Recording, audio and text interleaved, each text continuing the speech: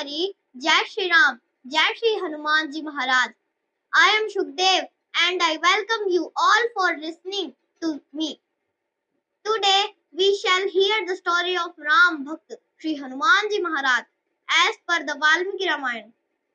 Do you know the real and authentic story of Shri Hanuman?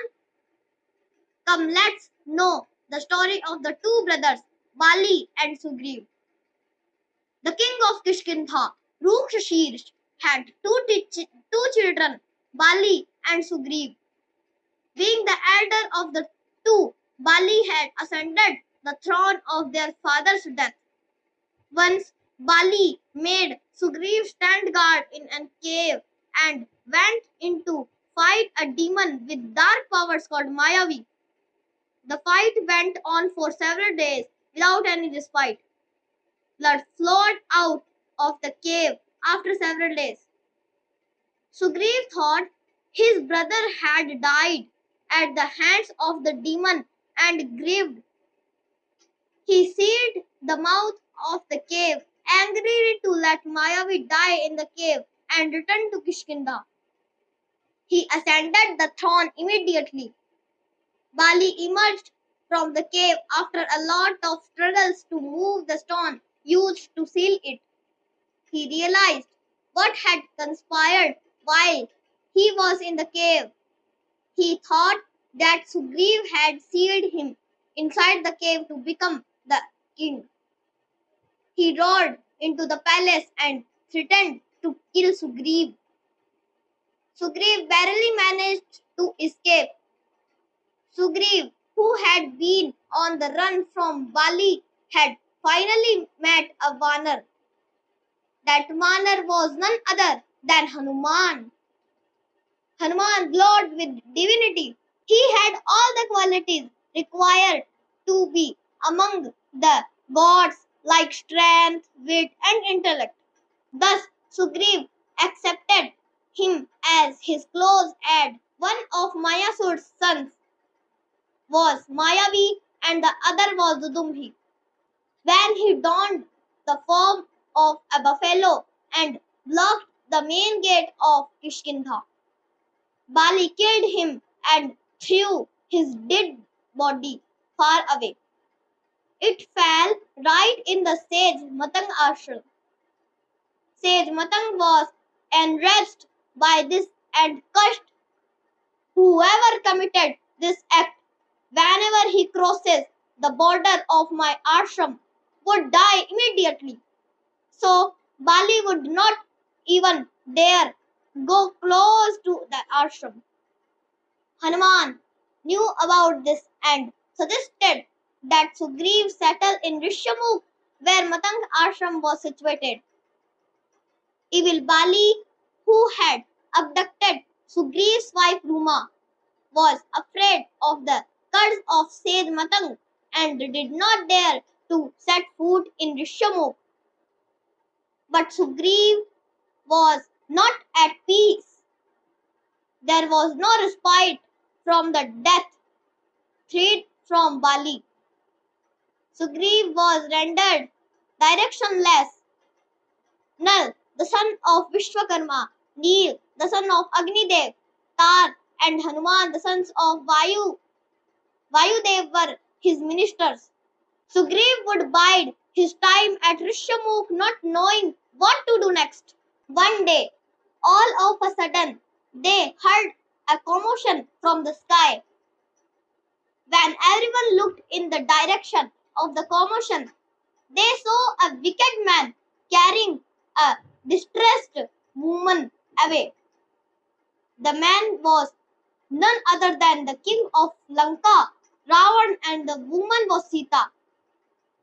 Seeing the Vanars, she tied her ornaments in a piece of cloth and threw it in their direction. Everything happened in an instant, and the two figures vanished toward the south. The Vanars were puzzled. Hanuman picked up the thing thrown at them. When he opened it, he found a woman's ornaments. Hanuman took these ornaments and handed them over to Sugriv. It did seem like a woman was in danger, but then he feared it could be another one of Bali's tricks. He would be in danger if he happened to leave Rishyamukh to save the woman. Everyone fell silent when Sugriv relayed his thoughts. Sita had become the victim of her desire for the golden deer, Mayamrik. The result of this led to her being abducted by Ravan and being kept captive in the Ashokvan. On the other hand, Ram and Lakshman reached Rishyamukh in search of Sita.